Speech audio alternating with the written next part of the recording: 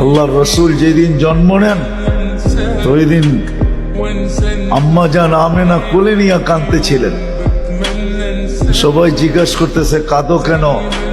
পরিবারের লোকজন, শ্বশুর বাড়ির লোকজন কেন কাঁদো? আব্দুল্লাহ নাই।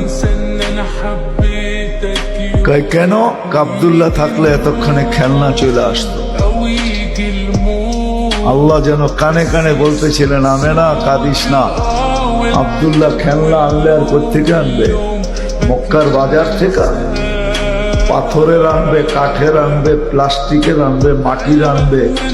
সূর্য ডুবতে দে, চাঁদকে খেলনা বানায় পাঠায়। আর ঘটছেও তাই। আবু তালেব বলে বিকালে যখন শোয়া দিছি, সূর্য ডুবার পরে যখন শোয়া দিছি, চকির উপরে তো বাদাল কামরু আইয়াদনু, চাঁদ দ্রুত গতিতে নিচে নামতেছিল। আর আমি তাকায় তাকায় দেখতেছিলাম।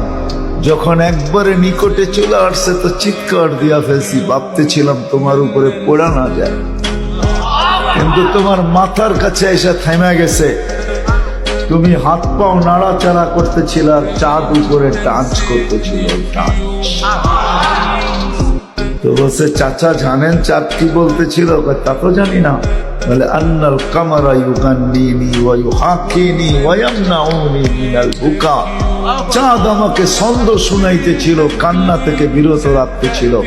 আমি যেন না কাঁদি, কাঁদলে আম্মার কষ্ট হবে। আল্লাহ চাঁদকে আমার সাথে খেলার জন্য খেলনা বানায় পাঠায়।